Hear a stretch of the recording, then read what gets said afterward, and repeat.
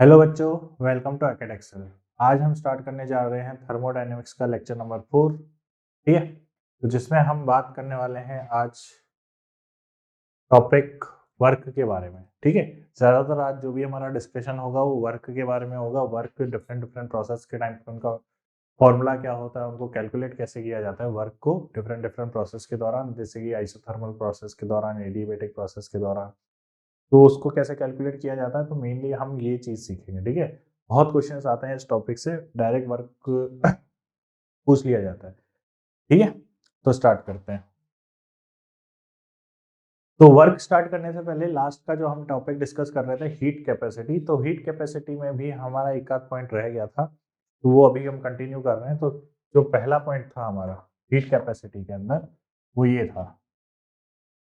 सबसे पहले तो relation between Cp and Cv। ठीक है, अगर आपने पिछला लेक्चर देखा हो तो Cp एंड Cv क्या है? Heat capacity at constant pressure and heat capacity at constant volume. ठीक है, तो आप Cp Cv अच्छे से जानते होंगे क्या होता है।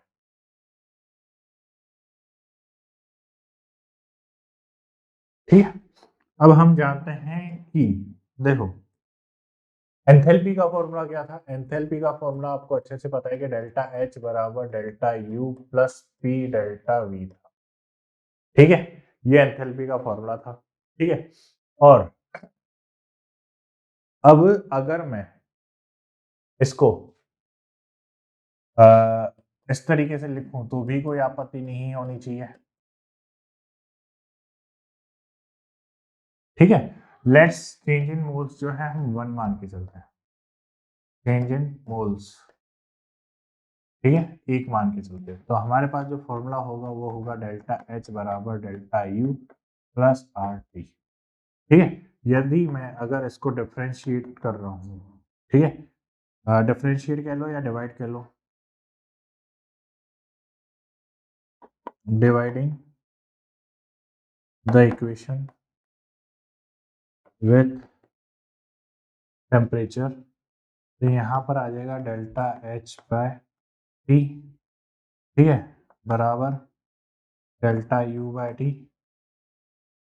Del R T by T। ठीक है, तो ये टेम्परेचर गया। ठीक है, और डेल्टा H बाय T यानी कि change in temperature with respect to, अगर मैं बात करूं कब, अगर मैं बात करूं स्मॉल चेंज के लिए, ठीक है, और स्मॉल चेंज, तो ये फॉर्मूला क्या हो जाएगा? स्मॉल चेंज पे ये फॉर्मूला क्या हो जाएगा? D H by D T बराबर change in internal energy by temperature plus R. हम जानते हैं चेंज इन एंथैल्पी अपॉन ये क्या होता है? सीपी के बराबर, इसके बराबर सीपी के बराबर, और ये होता है सीवी के बराबर, और ये होता है आर के बराबर। ठीक है, तो नेक्स्ट जो हमारा फॉर्मूला आएगा क्या आ जाएगा यहाँ पर? सीपी माइनस सीवी बराबर आर।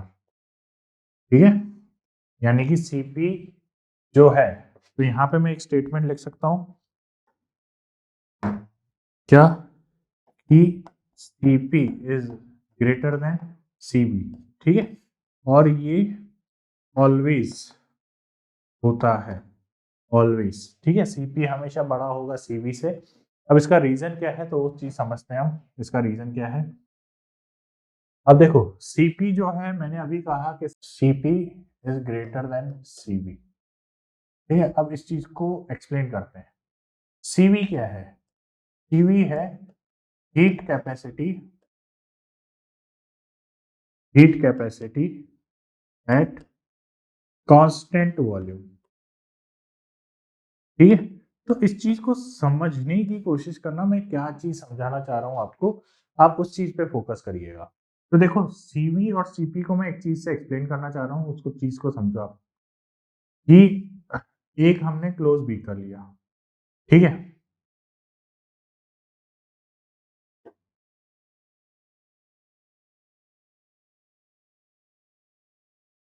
ठीक है, इसमें हमने भर ली गैस, ठीक है। अब जैसे ही आप इसको हीट करोगे या हीट सप्लाई करोगे तो क्या होगा, जैसे ही आप इसको हीट सप्लाई करोगे तो जाहिर सी बात है ये गैस का टेम्परेचर बढ़ेगा, गैस के मॉलिक्यूल्स इधर उधर भागने लगेंगे।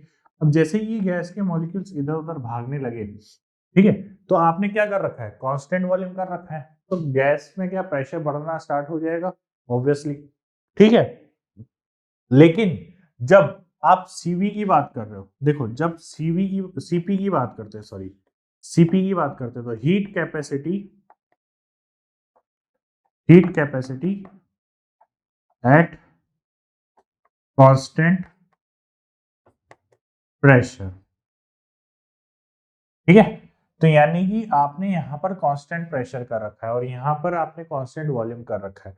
कांस्टेंट वॉल्यूम का मतलब यहाँ पर है कि चेंज इन वी जीरो है, यानी कि gas can not expand, gas can not expand, ठीक है, गैस कैन नॉट एक्सपांड। बात समझ में आ रही है। तो जैसे ही आप इसको हीट दोगे जो गैस है उसका टेम्परेचर बढ़ जाएगा, ठीक है। लेकिन जब गैस एक्सपांड कर सकती है, ठीक है, गैस क्या कर सकती है, एक्सपांड कर सकती है, ठीक है। जैसे मान लीजिए ये एक मूवेबल पिस्टन है,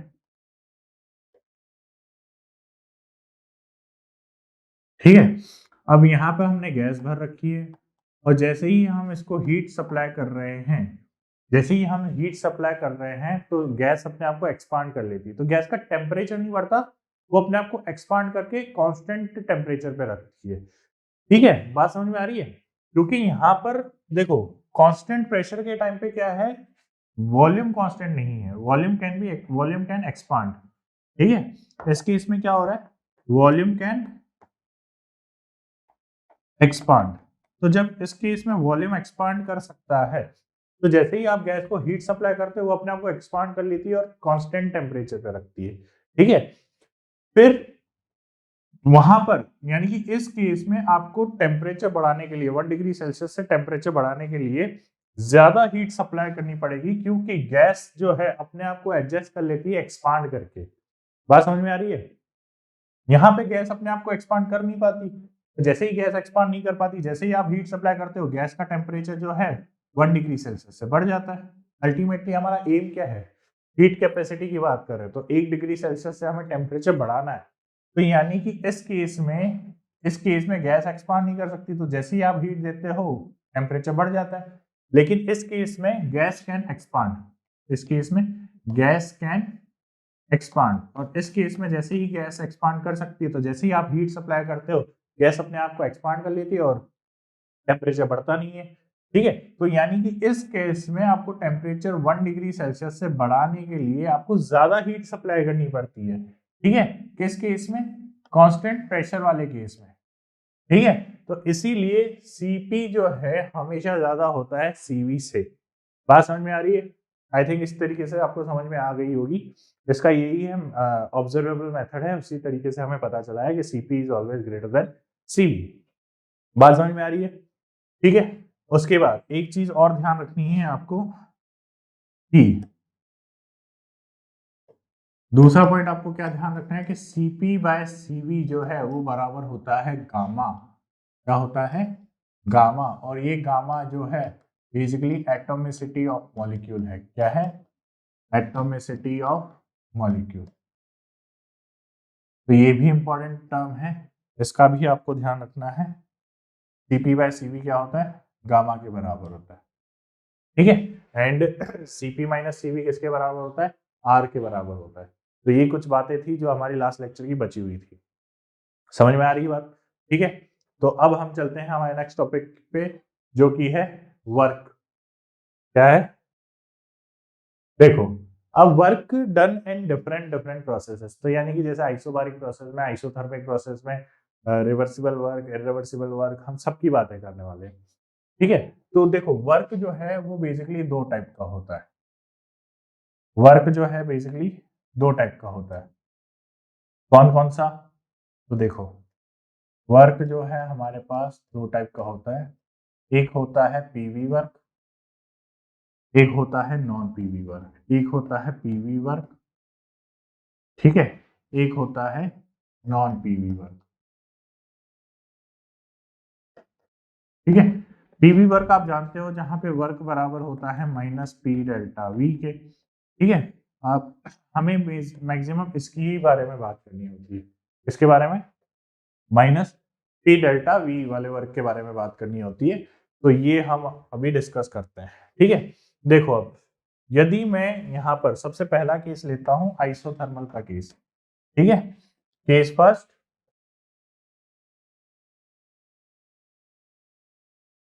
ठीक है, रिवर्सिबल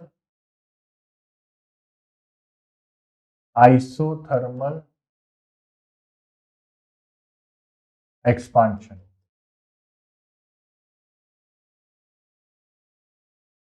ठीक है, या हम ऐसे भी लिख सकते हैं isothermal expansion, work for reversible isothermal expansion. ठीक है, work for reversible isothermal expansion.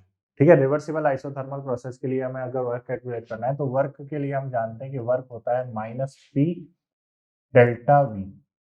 ठीक है, माइनस पी डेल्टा वी, और ये पी जो होता है वो एक्सटर्नल प्रेशर होता है।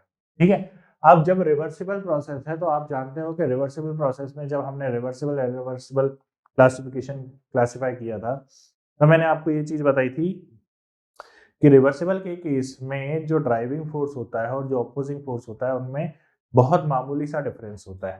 ठीक है, तो मैं यानी कि यहाँ पर ये चीज समझाना चाहता हूँ कि जैसे मान लीजिए ये एक पिस्टन है। ठीक है, ये एक पिस्टन है और यहाँ पर अंदर गैस भरी हुई है। यहाँ पर क्या भरी हुई है?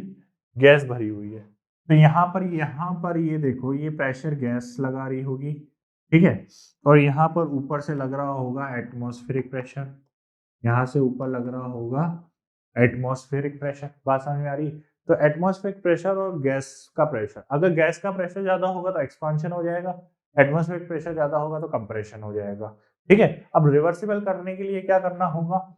जैसे मान लीजिए रिवर्सिबल एक्सपांशन करने के लिए आपको पता है कि यहाँ पे प्रेशर ऑफ गैस जो है वो ज्यादा होना चाहिए एटमॉस्फेरिक प्रेशर से, लेकिन अगर एकदम से ही बढ़ गया तो वो तो इरिवर्सिबल एक्सपांशन हो जाएगा। तो ये बराबर होना चाहिए, मतलब स्मॉल, मैंने कहा ना एक तरीके से एक्सपांशन के लिए pressure of gas driving force का काम कर रहा है। भाई एक्सपांशन करना है आपको, तो एक्सपांशन करने के लिए क्या करना पड़ेगा? प्रेशर ऑफ गैस बढ़ाना पड़ेगा। ठीक है, वो प्रेशर ऑफ गैस तो अपने आप बढ़ेगी, तो यानी कि आपको एटमॉस्फेरिक प्रेशर कम करना पड़ेगा। ठीक है, अब देखो अगर रिवर्सिबल प्रोसेस करनी है तो गैस का प्रेशर जैसे ही थोड़ा सा ज्यादा हुआ एटमॉस्फेरिक प्रेशर उसको नीचे ले आएगा, फिर गैस का प्रेशर थोड़ा ऊपर लेके जाएगा तो एटमॉस्फेरिक प्रेशर नीचे ले आएगा, गैस का प्रेशर ऊपर लेके जाएगा तो एटमॉस्फेरिक प्रेशर नीचे ले आएगा। तो ये नंबर ऑफ स्टेप्स में चलती जाएगी प्रोसेस। बात समझ में आ रही है? ठीक है, तो यानी कि जो एक्सटर्नल प्रेशर है और जो इंटरनल प्रेशर है, क्या हम ऐसा लिख सकते हैं कि external pressure plus small pressure, ठीक है, वही है हमारा जो है मतलब गैस का प्रेशर। ठीक है, ये क्या गैस का प्रेशर हो गया? ऑब्वियसली गैस का प्रेशर थोड़ा ज्यादा ही है ना एक्सटर्नल प्रेशर से, हम वो मान के चलते हैं कि वो स्मॉल, हल्का सा इनफाइनाइटली स्मॉल ही ज्यादा है। ठीक है, तो यानी कि यहाँ पर ये लिख सकता हूं मैं प्रेशर ऑफ गैस, ठीक है, into delta we for reversible expansion. अब देखो यहाँ पर ये इक्वेशन डेराइव नहीं हुई क्योंकि हमें रिवर्सिबल एक्सपांशन डिस्कस करना है, तो हमें डिफरेंशिएट करना पड़ेगा। ठीक है, तो यानी कि इसको डिफरेंशिएट करना पड़ेगा मुझे, कहां से कहां? चेंज इन वॉल्यूम है तो V1 से लेकर V2 तक हमें डिफरेंशिएट करना पड़ेगा। अब V1 से लेकर V2 तक डिफरेंशिएट करने के लिए देखो, अब ध्यान से समझो क्या होगा। W बराबर, देखो प्रेशर ऑफ गैस तो कांस्टेंट रहेगा तो वो तो बाहर आ गया। ठीक है, प्रेशर ऑफ गैस कांस्टेंट नहीं रहेगा, सॉरी, प्रेशर ऑफ गैस ही तो चेंज हो रहा है बार बार, प्रेशर ऑफ गैस बढ़ा रहा है। ठीक है, तो यानी कि प्रेशर ऑफ गैस की जगह मैं क्या लिख सकता हूँ? आप ये जानते हो कि पीवी इक्वल्स टू एनआरटी होता है। ठीक है, तो प्रेशर की जगह मैं क्या लिख सकता हूँ? NRT by V. ठीक है, तो यहाँ पे ये जो प्रेशर है इसकी जगह मैं क्या लिख सकता हूँ? NRT by V into delta V, ये लिख सकता हूँ। ठीक है, और ये हो गया V1 बाय V2। अब देखो आगे देखो, यहाँ पे n कांस्टेंट है, r कांस्टेंट है और आइसोथर्मल प्रोसेस है तो t कांस्टेंट है। बचा क्या, dv बाय v। भाई स्मॉल ले रहे हैं ना तो यहाँ पे डेल्टा नहीं d आएगा, स्मॉल डिफरेंस के टाइम पे dv आ जाएगा। ठीक है, यहाँ पर भी dv आएगा। ठीक है, फॉर स्मॉल चेंज। तो अब देखो, अब हम जानते हैं कि dv बाई वी क्या होता है, dv बाई वी का इंटीग्रेशन क्या होता है, ln v। तो ये हो जाएगा माइनस एन आर टी, ठीक है, ln v, v2 minus, sorry v2 से v1 इसकी लिमिट्स हो जाएगी, तो ये आ जाएगा माइनस एन आर टी, ठीक है, ln v2 minus ln v1। ठीक है, इसको अगर हम इस तरीके से भी लिख सकते हैं कि माइनस एन आर टी, ठीक है, ln v2 by v1। ln को log में कन्वर्ट करने के लिए हम क्या करते हैं, ठीक है, ये इक्वेशन 1 ले लेते 2 ले लेते हैं और इसको इक्वेशन 1 ले लेते हैं। ठीक है, तो फ्रॉम इक्वेशन 2 से लिख रहा हूं मैं यहाँ पर, तो वर्क हो जाएगा मेरे पास -2.303 एन आर टी, ठीक है, log base 10 v2 by v1। ठीक है, यहां से ये डिराइव हो गया। तो हमारे पास वर्क का फॉर्मूला क्या है, हमारे पास वर्क का फॉर्मूला है W बराबर -2.303 N R T log base 10 v2 by v1। अब हम जानते हैं कि वॉल्यूम जो है वो इनवर्सली प्रोपोर्शनल होती है प्रेशर के। ठीक है, प्रेशर इनवर्सली प्रोपोर्शनल वॉल्यूम के, तो यानी कि मैं वॉल्यूम की जगह क्या पुट कर सकता हूँ, वॉल्यूम की जगह मैं, अगर हम गैस के टर्म्स में बात कर रहे हैं तो प्रेशर की भी इंपॉर्टेंस है, तो log base 10 P1 bye P2, ये इक्वेशन भी बन सकती है। ठीक है, तो यानी कि वर्क की आपको एक तो ये फॉर्मूला ध्यान रखना है, ठीक है, इंपॉर्टेंट, और एक ये फॉर्मूला ध्यान रखना। ठीक है, ये आपका प्रेशर के टर्म्स में है, ये आपका वॉल्यूम के टर्म्स में। बात समझ में आ रही है। तो ये हो गया इरिवर्सिबल का, सॉरी रिवर्सिबल का केस। जब इरिवर्सिबल है, work done for irreversible. Next slide पे ही ले लेते हैं। हाँ, तो नेक्स्ट केस बना के लिख लेते हैं, case second, work done for irreversible isothermal process.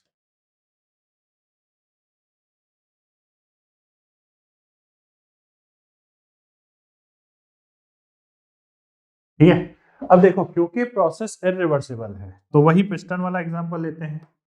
ठीक है, अगर हम एक्सपांशन ले रहे हैं तो ध्यान से देखो इधर, यहां पे मैंने गैस ली है,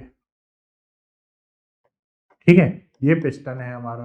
अगर मुझे एक्सपांशन करना है तो ये प्रेशर ऑफ गैस जो है वो बहुत ज्यादा होना चाहिए, ठीक है, या प्रेशर ऑफ एटमॉस्फेरिक के।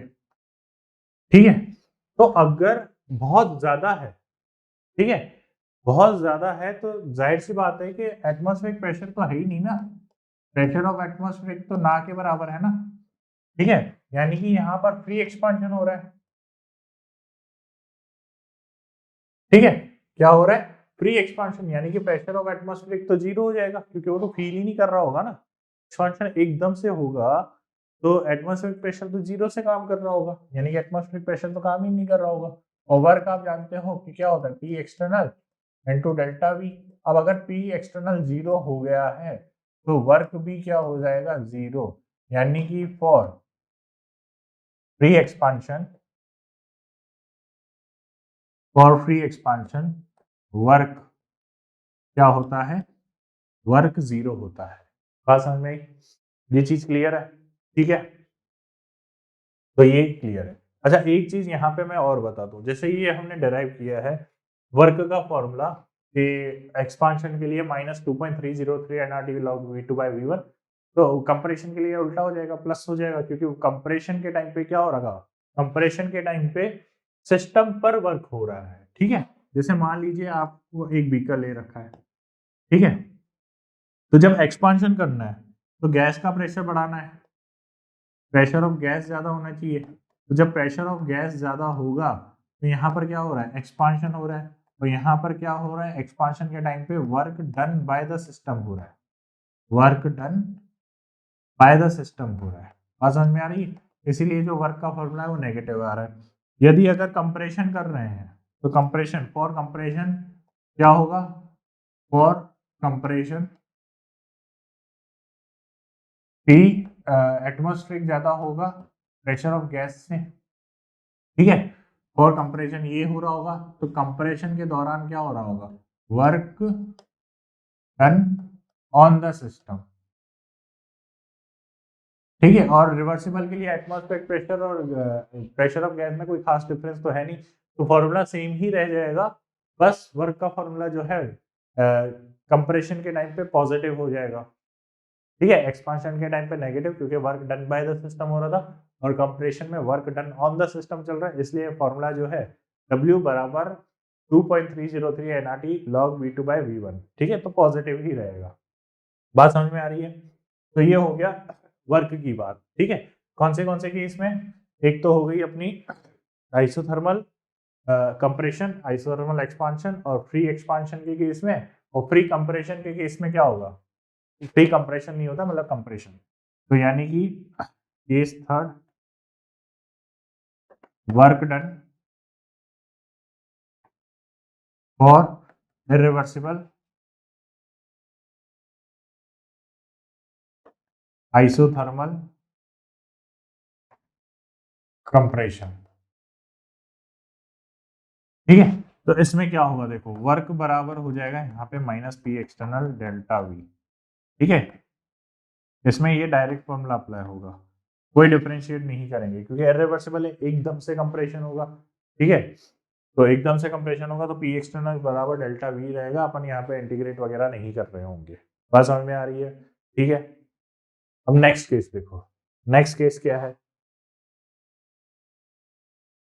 नेक्स्ट केस में हमें वर्क कैलकुलेट करना है फॉर रिवर्सिबल एडियाबैटिक प्रोसेस, ठीक है। तो केस जो भी है, नंबर डाल देना आप जो भी है, ठीक है।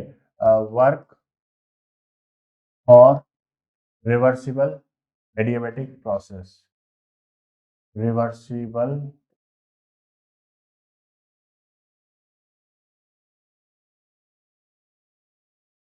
एडियाबैटिक प्रोसेस, ठीक है। रिवर्सिबल एडियाबैटिक प्रोसेस के लिए हमें देखना है, तो एडियाबैटिक प्रोसेस के लिए क्यू क्या होता है, एडियाबैटिक प्रोसेस के लिए क्यू क्या होता है, जीरो होता है। क्या होता है, जीरो होता है, ठीक है। बात समझ में आ रही है? अब यहाँ पर क्यू की वैल्यू क्या आ रही है, क्यू की वैल्यू यहाँ पर जीरो आ रही है। तो अब बताओ फर्स्ट लॉ के अकॉर्डिंग डेल्टा यू बराबर क्या होता है, डेल्टा यू बराबर क्यू प्लस डब्ल्यू, ठीक है। अब Q तो जीरो हो गया, तो यहाँ पे इंटरनल एनर्जी किसके बराबर आ जाएगी, W के बराबर। और इंटरनल एनर्जी अगर W के बराबर आ गई है, ठीक है, और प्रोसेस अगर रिवर्सिबल है, तो यहाँ पर हम क्या रखेंगे, अब इंटरनल एनर्जी किसके बराबर होती है, याद करो याद करो, NCVDT। Change in internal energy किसके बराबर होती है, NCVDT, हीट कैपेसिटी के उसमें डेराइव किया था हमने, हीट कैपेसिटी में, ठीक है। चेंज इन इंटरनल एनर्जी किसके बराबर होती है, एनसीवी के बराबर। बात समझ में आ रही है? ठीक है, तो ये हो गया एनसीवी, यहाँ पे कोई दिक्कत नहीं होनी चाहिए, ठीक है। फिर उसके बाद नेक्स्ट चीज देखो, दूसरी चीज जो हम जानते हैं, देखो यहाँ पर ये है कि रिवर्सिबल एडियाबैटिक के केस में इंटरनल एनर्जी के बराबर वर्क होता है। किसके बराबर होता है, इंटरनल एनर्जी के बराबर होता है। तो ये चीज हम तो पहले भी डिस्कस कर चुके हैं, लेकिन हम यहाँ पर अब फॉर्मूला डेराइव करने की बात कर रहे हैं, ठीक है। तो हम इंटरनल एनर्जी किसके बराबर है, एनसीवीडीटी के बराबर, ठीक है। तो यानी कि देखो, और हम ये भी जानते हैं कि सीपी माइनस सीवी बराबर क्या होता है, आर होता है। सीपी बराबर सीवी क्या होता है, आर होता है। तो यदि मैं अगर इसको डिवाइड कर दूं सीवी से, dividing the equation by CV, dividing the equation by CV, तो यहां पर आ जाएगा CP by CV minus CV by CV बराबर आर बाय सीवी, तो यहाँ पर ये गया, ठीक है, Cp बाय Cv गामा होता है minus equals to sorry gamma होता है -1 R बाय Cv, ठीक है। तो यहाँ से Cv क्या आ जाएगा मेरे पास, यहाँ पे Cv आ जाएगा मेरे पास R बाय गामा -1, ठीक है, R बाय गामा -1। तो इसको मैं यहाँ पुट कर दूं तो चेंज इन इंटरनल एनर्जी मेरे पास आ रहा है n R गामा -1 dt, ठीक है। और dt को मैं क्या लिख सकता हूँ, तो यानी कि चेंज इन इंटरनल एनर्जी मेरे पास वर्क के बराबर है और वर्क का फॉर्मूला हो जाएगा n R गामा -1 और T2 माइनस T1। बात समझ में आ रही? तो ये हो गया हमारे पास वर्क का फॉर्मूला, ठीक है। क्या हो गया, वर्क का फॉर्मूला, लेकिन किस केस में, एडियाबैटिक के केस में। किस केस में, एडियाबैटिक के केस में। बात समझ में आ रही है, ठीक है। अब एक चीज और यहां से देखो, अब जरूरी नहीं है कि तुम एक फॉर्मूला रट के चले गए, एग्जामिनर इसी में पढ़ना आ रहा है, नहीं, आपको फॉर्मूला इधर से उधर कन्वर्ट करना आना चाहिए। अब इस इक्वेशन को ध्यान से देखो, इसको कोई भी इक्वेशन नाम दे देते हैं। अब ध्यान से देखो, आप nRT T2 minus nRT T1 भी लिख सकते हो इस फॉर्मूला को। तो देखो फ्रॉम इक्वेशन जो भी थी ये, ठीक है।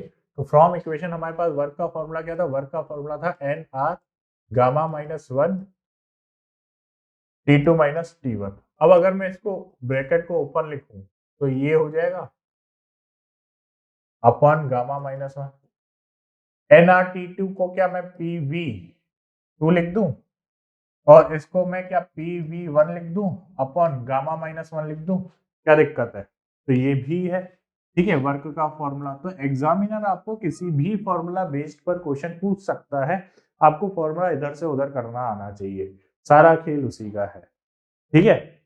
तो इसीलिए कह रहे हैं कि इसमें डेरिवेशंस को आप बहुत ज्यादा प्रैक्टिस करिएगा, बिना देख के कोई भी प्रोसेस का फॉर्मूला डेराइव करने की कोशिश करिएगा, ठीक है। थ्योरी इसमें अच्छे से पढ़िएगा कि क्या साइन कन्वेंशन की बातें हैं, कब वो किसको क्या मान रहा है, एक्सपांशन के केस में नेगेटिव क्यों आ रहा है वर्क, कंप्रेशन के केस में पॉजिटिव क्यों आ रहा है वर्क। तो ये सारा केस आपको अच्छे से आने चाहिए, ठीक है। अब कुछ एग्जांपल्स की बात कर लेते हैं। तो यहाँ पर अगर मैं इसमें इसकी बात करता हूँ, देखो कि at 27 degree Celsius 1 mole of an ideal gas compressed isothermally and reversibly from the pressure of 2 atm to 10 atm, calculate internal energy and heat in a calorie। तो क्या होगा बताओ, क्या पूछा हुआ है आपसे, बताइए। तो आपसे क्या पूछा हुआ है, तो देखो आपको प्रेशर दिया हुआ है, ठीक है।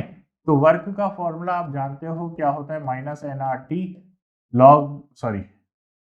लॉग की टर्म्स में ले लेते हैं क्योंकि हमें कोई अदर इंफॉर्मेशन नहीं दे रखी। तो फॉर्मूला होता है 2.303 nRT log base 10 P1 bye P2 लेके चलेंगे हम, क्या लेके चलेंगे, P1 बाय P2, ठीक है। अब देखो मोल्स फॉर्मूला क्या हो जाएगा, 2.303 मोल्स है एक, आर क्या लेंगे, आर की वैल्यू क्या होती है, कैलोरी में बात कर रहा है तो 2 लेके चलेंगे। टेम्परेचर की बात कर रहा है, टेम्परेचर 27 डिग्री सेल्सियस यानी कि 300 लेके चलेंगे। लॉग बेस 10, प्रेशर कितना लेके चल रहा है, P1 2 और 10 1/5, ठीक है। तो ये क्या हो जाएगा 2.303 इंटू 2 इंटू 300 माइनस लॉग 5 कितना होता है, लॉग 5 होता है लगभग 0.7 समथिंग, ठीक है, 0.7 समथिंग होता है, ठीक है। जीरो लॉग, ये बेसिकली अगर आप इस पार्ट को कैलकुलेट करोगे ना, इसको हम ऐसे देखेंगे, लॉग बेस 10 ए अपॉन बी को हम कुछ इस तरीके से कैलकुलेट कर सकते हैं, लॉग ए माइनस लॉग बी, ठीक है। तो अल्टीमेटली यहाँ पे 1/5 है, तो इसको मैं लिख सकता हूँ log 1 माइनस लॉग बेस 10 5। तो log 1 तो 0 होता है और log 5 जो होता है वो 0.7 के आसपास होता है, ठीक है। एग्जैक्ट वैल्यू की बात करो तो 0.699 होता है, बट हम 0.7 लेके चल सकते हैं, ठीक है। तो यहाँ पे अल्टीमेटली -0.7 आएगा। तो इसको कैलकुलेट करना तो अब आसान है। ओवरऑल अपने आप वर्क देखो, अपने आप कंप्रेस्ड के लिए वर्क जो है अपने आप पॉजिटिव आ जाएगा, तुम्हें कोई मेहनत करने की जरूरत नहीं है, तुम्हें सीधा सीधा फॉर्मूला अप्लाई करना है, वर्क बराबर -2.303 nRT log base 10 V2 by V1। ठीक है, बात समझ में आ रही है? तो जब आप इसको कैलकुलेट करोगे तो लगभग वर्क जो आएगा वो कितना आएगा, 965 के आसपास। ठीक है, क्या आएगा, 965.87 के आसपास। बात समझ में आ रही है? फिर उसके बाद देखो आगे, देखो आगे में क्या करना है, आगे हमसे क्या पूछ रहे हैं, calculate internal energy and heat. ठीक है, तो इंटरनल एनर्जी और हीट के बारे में बात कर रहा है। तो मुझे बताओ इंटरनल एनर्जी क्या होगी आइसोथर्मल कंडीशन में। इंटरनल एनर्जी क्या होती है आइडियल गैस के लिए, तो आइसोथर्मल कंडीशन के लिए इंटरनल एनर्जी कांस्टेंट टेम्परेचर पे जीरो होती है। क्या होती है, जीरो। और अगर फर्स्ट लॉ ऑफ थर्मोडायनेमिक्स के हिसाब से मैं बात करूं, तो अगर इंटरनल एनर्जी जीरो हो गई तो वर्क और हीट जो है एक दूसरे के बराबर हो जाते हैं, बस वैल्यूज इंटरचेंज करती रहती है। तो अगर वर्क हमारा इतना है, ठीक है, ये क्या है हमारा वर्क, तो हीट बराबर क्या आ जाएगी, प्लस 965.87, सॉरी माइनस, क्योंकि वर्क हमारा पॉजिटिव आया है। ठीक है, वर्क हमारा पॉजिटिव आया है, वर्क हमारा पॉजिटिव आया तो हीट जो है वो नेगेटिव आएगी। ठीक है, तो ये देखो सीधा सीधा बात। ठीक है, सिंपल सा क्वेश्चन था, कोई खास दिक्कत वाली बात नहीं थी। बात समझ में आ रही है? ठीक है, नेक्स्ट क्वेश्चन देखो, एक और देखो, एक और क्वेश्चन की बात करते हैं। क्वेश्चन कह रहा है हमसे हमसे गैस एक्सपांड हो रही है 3 डेसीमीटर क्यूब से, यानी कि 3 लीटर से 5 लीटर तक। ठीक है, तो डेल्टा वी हमारे पास आ गया 2 लीटर। ठीक है, कितना आ गया, 2 लीटर। बात समझ में आ रही है? ठीक है, फिर उसके बाद प्रेशर हमें दे रखा है 3 एटीएम। प्रेशर कितना दे रखा है हमें, 3 एटीएम। ठीक है, तो ड्यूरिंग एक्सपांशन वर्क क्या हो रहा होगा, तो वर्क हो रहा होगा माइनस पी डेल्टा वी, और माइनस पी डेल्टा वी यानी कि 3 इंटू 2 यानी कि 6, माइनस 6 डेसीमीटर क्यूब एटीएम, या ATM decimetre cube, litre atmosphere आप कुछ भी ले सकते हो। ठीक है, तो ये आ गया वर्क। वर्क कितना आ रहा है, माइनस 6 डेसीमीटर क्यूब एटीएम। अब देखो यहाँ पर हमें जूल में बात करनी पड़ेगी, तो जूल में बात करने के लिए माइनस 6 इंटू 101 से मल्टीप्लाई करोगे। जब आप इसको मल्टीप्लाई करोगे तो वर्क आ रहा होगा आपका 609 609 जूल के आसपास। कितना आ रहा होगा, 609 जूल के आसपास, या 600, हाँ 609 जूल के आसपास आपका वर्क आ रहा होगा, या 608 ले लेते हैं एग्जैक्ट, अगर हम बात करें 608 ले लेते हैं। ठीक है, तो 608 जूल का आपका वर्क आ गया। अब देखो क्या कह रहा है ये, कि फाइनल टेम्परेचर कैलकुलेट करने को बोल रहा है जब 10 मोल ऑफ वाटर टेम्परेचर को हीट किया गया। ठीक है, तो स्पेसिफिक हीट दे रखी है। स्पेसिफिक हीट यानी कि हीट कैपेसिटी होती है हमारे पास, देखो हीट कैपेसिटी हमारे को अगर निकालनी है, ठीक है, पर मोल के हिसाब से बात करनी है, तो ये हमें 1 ग्राम की हीट दे रखी है, और वाटर का वो 1 मोल का वजन कितना होता है, 18 ग्राम। तो यानी कि ये 1 ग्राम की हीट कैपेसिटी, तो मुझे इसको 18 से मल्टीप्लाई करना पड़ेगा। तो जब मैं इसको 18 से मल्टीप्लाई करूंगा तो मेरे पास हीट कैपेसिटी आ जाएगी, मोलर हीट कैपेसिटी, जो कि आ जाएगी कितनी, तो इसको जब आप मल्टीप्लाई करोगे, ठीक है, ये बात की बात हो गई। फिर नेक्स्ट चीज देखो, वर्क डन। वर्क बराबर होता है आइसोथर्मल कंडीशन में इंटरनल एनर्जी के बराबर, जो होता है एनसीवी dt के बराबर। ठीक है, एन यहाँ पे 10 मोल से हीट कैपेसिटी हमने निकाल दी 18 इंटू 4.184। ठीक है, 184, और डेल्टा टी हमसे पूछा हुआ है, तो डेल्टा टी हम ले लेते हैं T2 माइनस T1। ठीक है, क्या ले लेते हैं, T2 माइनस T1।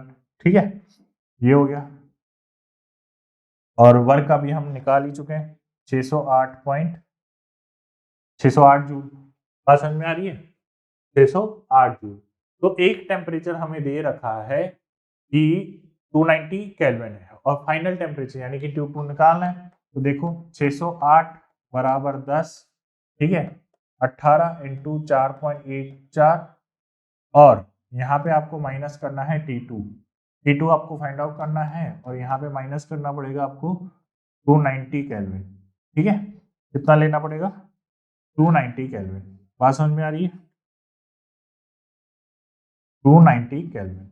जब आप इसको सॉल्व करोगे आंसर आ जाएगा। तो T2 जो आ रहा है लगभग आपका 290 केल्विन के आसपास आ रहा होगा। ठीक है, आप तो कैलकुलेशन ही करनी है, मैथ्स ही करनी है।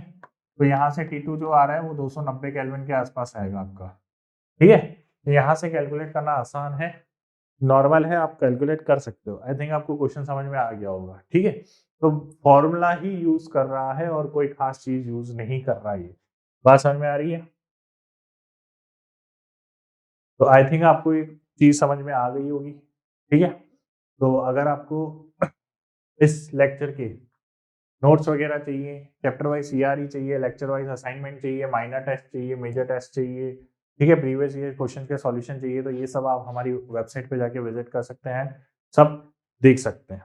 ठीक है, और अगर चैनल आपको अच्छा लग रहा हो तो आप चैनल को सब्सक्राइब करिए, लाइक करिए, शेयर करिए और बेल आइकन को जरूर प्रेस करिए ताकि आपको अगले वीडियो की नोटिफिकेशन मिलती रहे। Thank you.